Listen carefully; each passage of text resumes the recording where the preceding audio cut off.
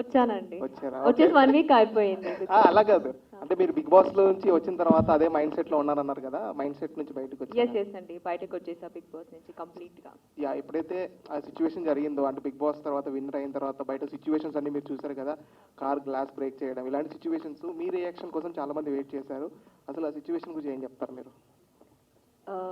First of all అలా చేయడమే wrong. ఇంకోటి ఏంటంటే వేరే వాళ్ళు కార్కి బ్రేక్ చేసిన తర్వాత అక్కడ ఇది శోభా శెట్టి కార్ని ఇలా చేశారు, ఇలా సఫర్ అవుతున్నారు అనేసి ఇన్స్టాలో పెట్టడం వల్ల బెంగళూరులో ఉన్న నా ఫ్యామిలీ చూసి నైట్కి నైట్ కాల్ చేసి వాళ్ళు చాలా సఫర్ అవుతున్నారండి. మీరు ఈజీగా చేసేస్తున్నారు, అదే ప్రతి ఒక్కరు చెప్తున్నారు, మాకంటూ ఒక ఫ్యామిలీ ఉంది, మా ఇంట్లో కూడా పేరెంట్స్ ఉన్నారు, వాళ్ళు చాలా సఫర్ అవుతున్నారు.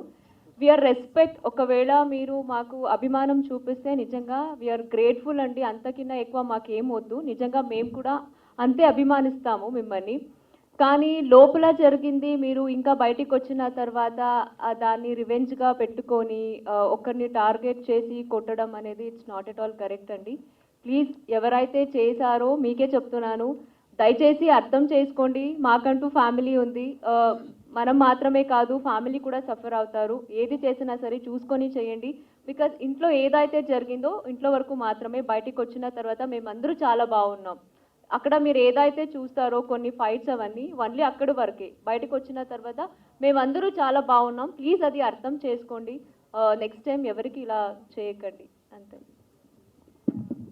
నాకు తెలిసి ఈసారి కంటెస్టెంట్స్ బయటికి వచ్చేటప్పుడు కార్లో కాదు లారీలలో వద్దాం బయటికి, అది బెస్ట్ అనిపిస్తుంది.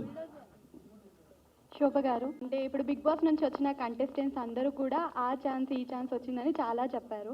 అండ్ మీరు వచ్చేసి కూడా 1 వీక్ అవుతుంది, మీకు అలాంటి ఆపర్చునిటీ ఏదైనా వచ్చిందా? ఎస్, ఆపర్చునిటీస్ అయితే వస్తుందండి. ఇంకా నేను కొంచెం చూసిగా సెలెక్ట్ చేసుకుంటున్నాను. ఎస్, డెఫినెట్లీ నాకు కూడా మంచి మంచి ఆపర్చునిటీస్ వస్తుంది. హీరోయిన్గా ఎక్స్పెక్ట్ చేయొచ్చా?